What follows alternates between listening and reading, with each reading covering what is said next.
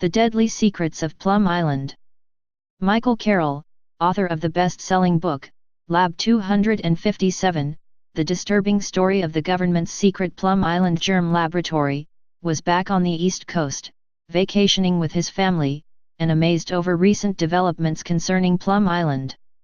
Carroll, an attorney from Long Island who worked 7 years on Lab 257, which became a bestseller after its 2004 publication, has since moved to California, where he and his wife, a California native, established a law practice. Back on Long Island, where he is a native, Carroll finds as astonishing Representative Tim Bishop's fight against the plan of the federal government to shut down its Plum Island Animal Disease Center and shift its operations to a new national bio and agro-defense facility it would build in Manhattan, Kansas. Bishop, of Southampton, is mainly concerned about the loss of 200 federal jobs at the center, which is in his eastern Long Island congressional district. It is utter foolishness to try to save 200 jobs at the price of protecting the entire region from this island and the threat it represents, said Carroll in a recent interview.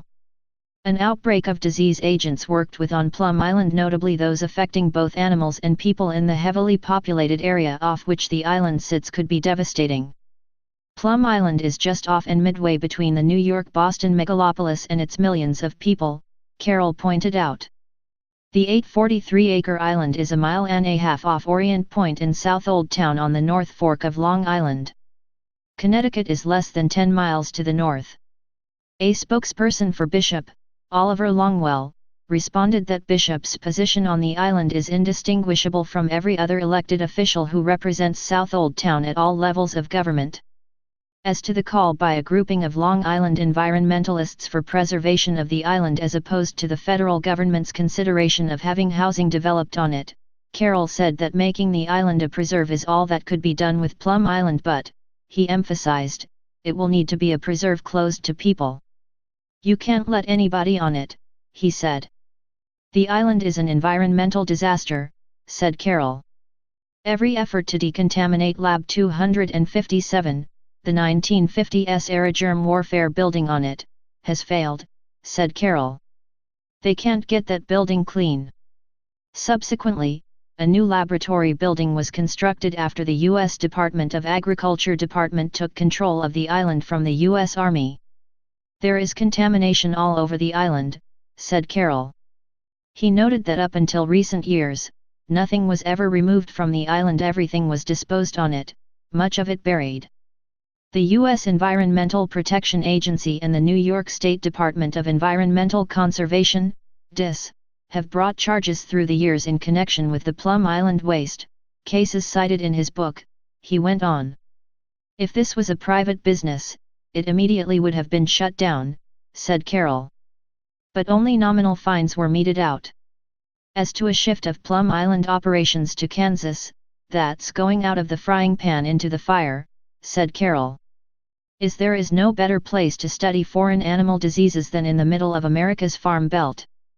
What research that needs to be conducted should be done nowhere near a human population center or a food production center, said Carroll. As for Plum Island, there's no way that island can be made fit for human habitation, declared Carroll. The island needs to be forsaken. It's very sad.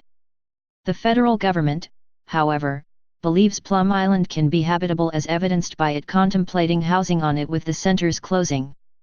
And real estate mogul Donald Trump has jumped into the situation by saying he would like to buy the island and, he said last month, develop a really beautiful, world-class golf course on it.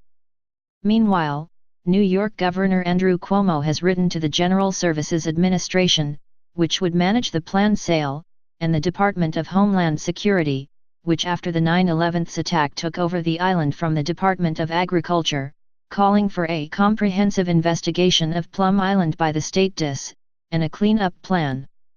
This would include the need to properly close Building 257. Discussing his letter at a recent appearance at Orient Beach State Park, Cuomo called Plum Island the Island of Secrets. The Cuomo family is very familiar with Plum Island.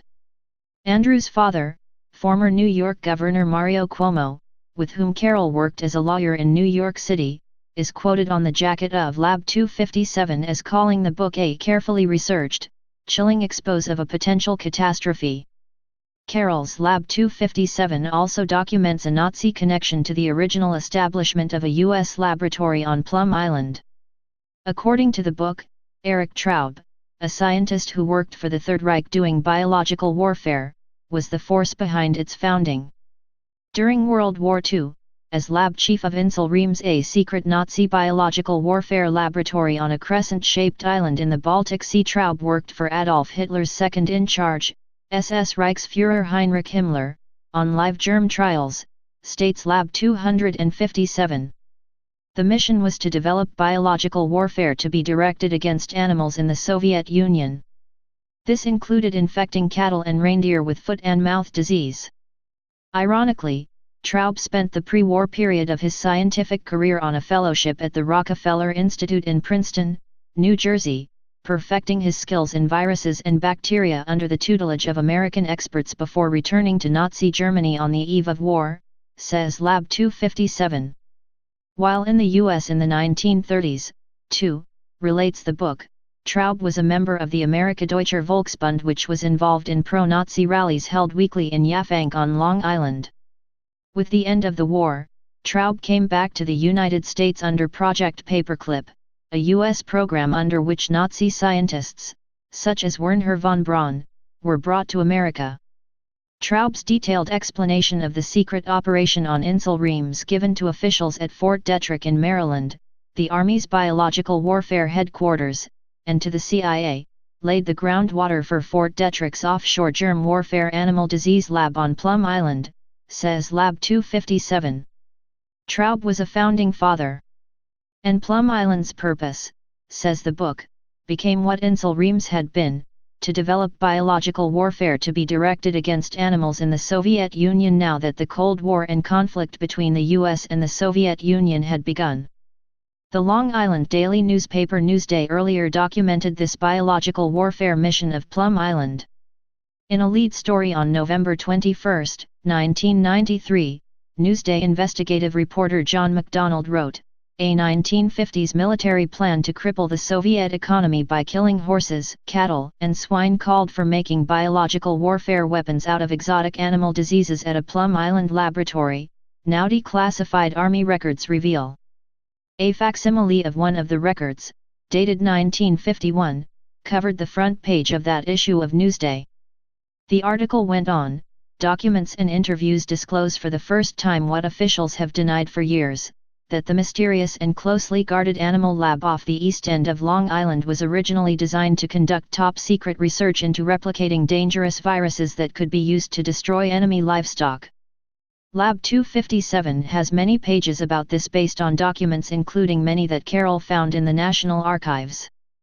The book also tells of why suddenly the Army transferred Plum Island to the Department of Agriculture in 1954. The U.S. military became concerned about having to feed millions of people in the Soviet Union if it destroyed their food animals.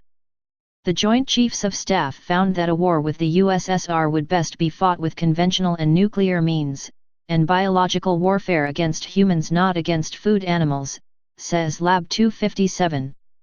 Destroying the food supply meant having to feed millions of starving Russians after winning a war. Still, Lab 257 questions whether there ever was a clean break. Officials at the Plum Island Animal Disease Center have, however, insisted over the years that the center's function is to conduct research into foreign animal diseases not found in the U.S., especially foot and mouth disease, and the only biological warfare research done is of a defensive kind. Lab 257 also maintains that there is a link between the Plum Island Center and the emergence of Lyme disease.